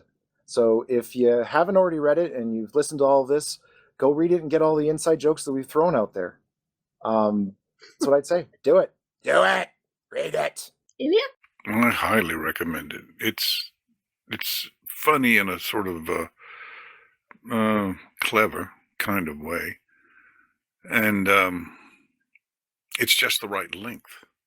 It's just like it doesn't end too soon, and it doesn't last too long. That's a review of Ilya. Just saying. Vladdy, what do you think? Despite all the deep talk we've been having and about all the dark subjects, it is still a comedy and a good one at that. Like nice British comedy, like not too in your face butt jokes, but just like, oh, here's a humorous scenario. Very classy, very funny, very well written, Very witty. Very demure, very mindful. Midori. I've always loved the story, like, because of whatever level of ADHD that I have, it's hard for me to read stories, especially nowadays.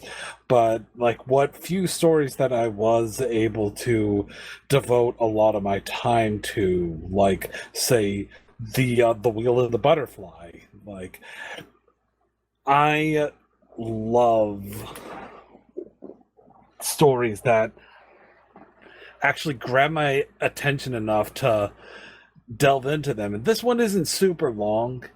It's dark.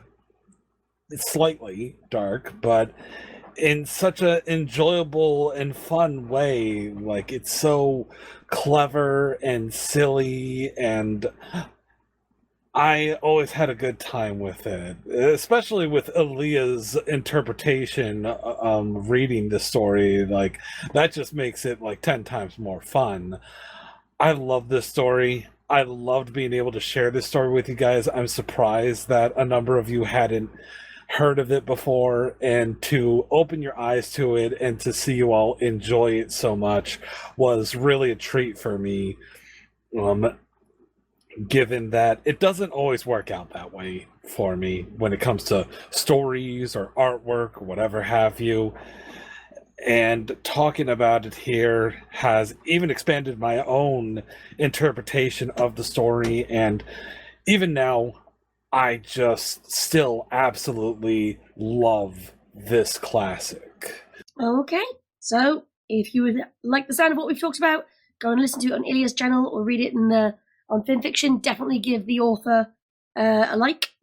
And now we're going to spin the wheel. Spin that so wheel. Everybody apart from Midori is eligible. Whee! Spin that wheel. Okay, spin, spin, spin, spin, spin. And it's me. Ha! It was you all along. Oh, I haven't picked one in a while. Excellent.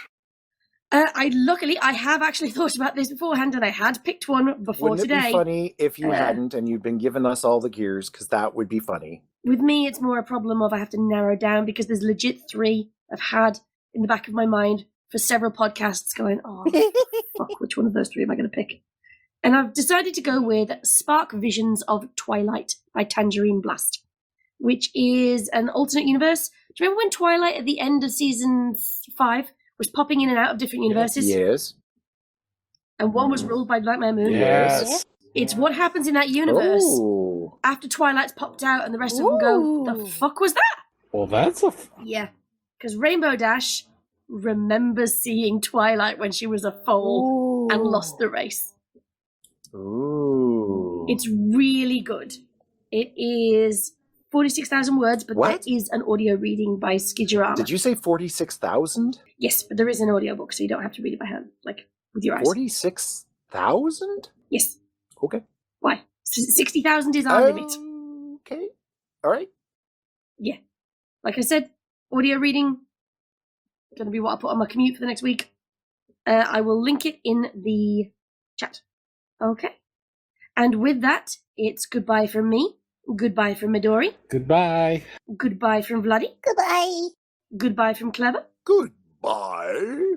And goodbye from Ilya. Have a wonderful afternoon. Ooh, chills. Bye. Bye. My voice is giving out now.